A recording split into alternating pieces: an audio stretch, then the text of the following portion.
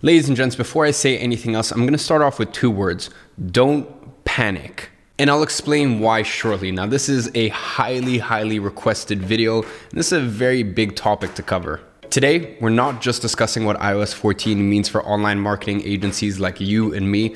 We're also discussing what this means for the future of digital marketing as we know it. And if you stick around until the end of the video, I'm gonna be giving you the 5 things you need to do today to stop this having an impact on your business. Oh, and if you've been living under a rock for the past few weeks, let me give you a quick preview of what my DMs, my emails, and my YouTube comments look like recently. People are panicking and everyone's talking about this change being the end of Facebook advertising in the digital marketing space as we know it. And to these people, I say, don't panic. But before I reveal just why, let's quickly go over what we know, what we think is gonna happen, and when it's gonna happen. You see, back in June, Apple made a revolutionary announcement. Soon, for the first time, they would require apps to ask for permission to track their users. And this isn't actually that unusual. For a while, various legislation and policies have meant that companies have to ask for permission for things like location tracking, as well as push notifications. But this time, Facebook got angry, really angry. In fact, they went on an all-out offensive against Apple, taking out multiple critical full-page adverts in major newspapers like the New York Times, Wall Street Journal, and Washington Post, and even released a dedicated website to fight back against this change. But why? Why is Facebook so angry about this little pop-up notification appearing on iPhones? Simply because it could destroy their business. Remember, unlike Apple, which makes money from its iPhones, iPads, Macs, App Store, and streaming services,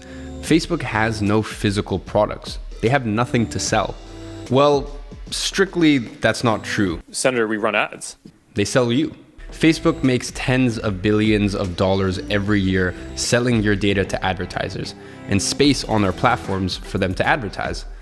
But the big difference between Facebook and, say, Twitter, Snapchat, or TikTok is the incredible amount of data the platform holds on you. You see, when you use Facebook on your computer or phone, Facebook is able to track the websites you visit and the apps you use, even if you're not using their app. So not only can advertisers serve you adverts across a number of different platforms, it can track important events, like if you visited their website, registered for an event, or bought a product. The reason that they can do this is because when you use Facebook, Instagram, WhatsApp, you automatically opt into having that data shared. But Apple's tiny change means that for the first time, you're gonna have to manually opt in. Now here's the question, will you? Well, we actually know the answer to that. Remember those opt-ins I mentioned earlier, location tracking and push notifications? A study that came out last year found that globally, around 2/3 of people opted into push notifications. Good news for Apple, right? The only problem is that in the same study, it found that only 7.7% of people opted in to have their location tracked by apps. So on the forefront, this looks scary because technically you could extrapolate from this and assume that if people opt out of having their location tracked, they'll probably also opt out of having their data tracked. So that would mean that 90% of iPhone users will opt out of being tracked. But, and there's a very big but, remember earlier how I told you not to panic? There's a very big reason why. That reason? Facebook, they like money. In fact, Facebook has already sprung into action and has created a series of changes to its advertising network and practices to ensure they will remain compliant with Apple's privacy policy. But what will these look like? First of all, Facebook is introducing something called the aggregated event measurement. I'd love to sit here and explain all that entails, but quite frankly, I don't know, and Facebook hasn't explained it to us yet. What they have revealed is that they'll be using an algorithm to help measure campaign performance in a way that is consistent with consumers' decision about their data. In other words, they're going to keep tracking your data, but they'll randomize it. Of course, that doesn't mean that things aren't going to change for us advertisers. In fact, we're about to see a whole host of changes to the advertising network. Some of which, to be blunt, aren't very good for advertisers. First up, we're losing the 28-day attribution window. At most, Facebook will now attribute purchases from the last 7 days. So what that means is that if you're anything like my agency and you charge your clients on a ROAS basis, which basically means a performance basis, you're gonna have to seriously reconsider your pricing model. Next, Facebook is limiting the amount of conversion events for each domain by 8.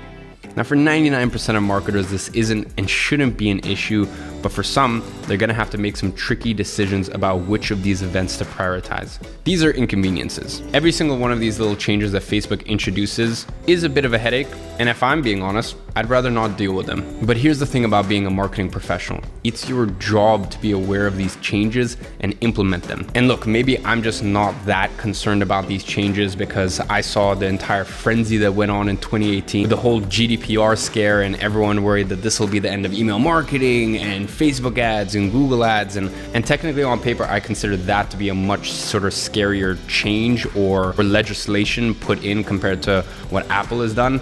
I mean, this really is a blip in comparison to that. And all I can say is that was 2-3 years ago and nothing has changed. Like I'm being honest, really nothing has changed. So you're gonna wanna take some precautionary measures, which I'm gonna outline very shortly. But as I said, I've yet to see a single change that should have us running around like headless chickens for the mountains. In fact, a lot of these changes actually have me very excited from my prospects as an agency, as well as the performance of my clients' ads. And I'll explain that to you in a second. You see, for the past few years, it's almost become too easy to advertise on Facebook. Unlike in the old days of media, where to place an advert, you would have to call up an advertising department and read out your copy word by word, or go through some mega agency. Now, anyone can advertise. Facebook has made marketing possible not just for giants like Nike and Coca-Cola, but for anyone from ball trimmers to your local neighborhood pharmacy. Worse than that, it's also made Facebook a cesspool for low quality advertisers like, no, I'm not gonna say it. Dropshippers. All of this means that for a professional marketer like myself, someone whose entire business depends on getting clients to pay them a retainer or a performance fee to run ads on their behalf, because of the last few years the floodgates have opened, and as I said, literally any knucklehead can run an ad, it's meant that it's been harder to justify the price and it's been more expensive to get results for our clients. But with this change, what you're gonna see is people like the dropshippers, people like the mom and pop shop who just fling up a Facebook ad, they're gonna get weeded out. But the people like you and I who run marketing agencies, whether that means that we're delivering the results ourselves or we have a contractor or team to deliver the results for our clients, that means that for us, we're gonna have less competition, we're gonna have less dumb money flowing into Facebook, our ad costs are gonna come down, and the aloof of working with an agency will return to what it used to be back in the old media buying days. We're also gonna see a return to the real art form of advertising. By this, I mean good, old-fashioned direct response advertising. Unlike any lazy marketers who rely on targeting, retargeting, and funnels, the agencies who still understand how to properly combine images, copy, and compelling offers are gonna be the ones who prosper after this change. At my own agency, IG Media, we actually have an in-house copywriter for this very purpose. But nonetheless, as I promised earlier in this video, if you want to succeed through this time, there are a few changes that you're gonna have to implement. Some come directly from Facebook's advice, and some come directly from myself, Danny, Luis, and the rest of the team at my advertising agency, and kind of what advice we can give to you that you only get when you have the level of experience that we do. Now, I'm actually gonna go ahead and leave a link in the bio below to a blog post outlining all of this, so don't worry about taking notes. You can go ahead and click on that and get a more in-depth version. Step number 1, verify your domain. I mean, you should have done this already, but it really doesn't take long and can be done by altering your TXT records or uploading an HTML file to your website. So step number 2 is go ahead and prioritize the events that are most important to you, because remember, from now on, you only get 8 of them. Step number 3 is go ahead and make sure you review your reporting, because remember, only the high-end events are gonna be reported and your attribution window is gonna be significantly shortened. Step number 4, if you are trying to understand in greater detail where your customers are coming from, then I strongly recommend you consider installing a post-purchase survey. Step number 5 is go ahead and integrate Facebook's conversion API. This is super easy to do for most pre-built e-commerce platforms like Shopify. Then the last bonus step is, as I said, don't panic.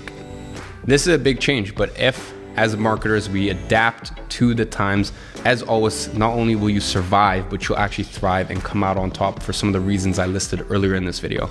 Now, here's a message that's a little bit more specific to the Gradiency students. We'll be releasing everything we know about the changes. We already have some ninja workarounds. As I said, when you've been in this business long enough and work with the sort of clients we work with, you get to collect some very serious insider knowledge that isn't available to the rest of people. So as I said, for everyone in Gradiency, we're gonna be offering this to you and updating our programs accordingly.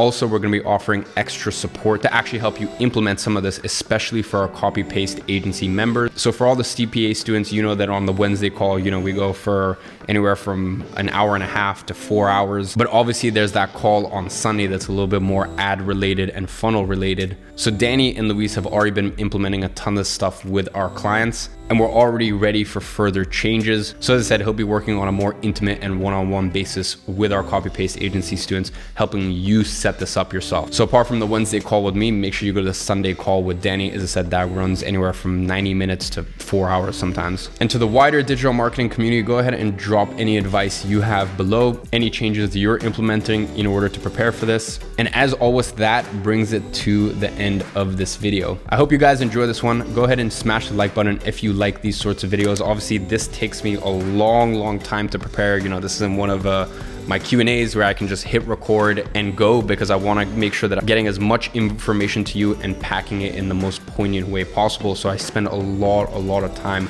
sort of preparing these videos. So if you could drop a like button, that really, I guess, motivates me to do it, because as I said, this really takes out a lot of time out of my day from focusing on the tasks for the main businesses. And on that note, as always, if you want to be drawn in to win an item from Gadzhi, my bespoke clothing line, all you have to do is leave a comment within the first 2 hours. If you didn't get a chance to do that, as long as you hit subscribe, turn on post notifications, and do it on the next video, then you'll be automatically drawn into it. And as always, you can find last video's giveaway winner in the comments section. So I hope you guys all enjoyed this video. I'll catch you in the next one.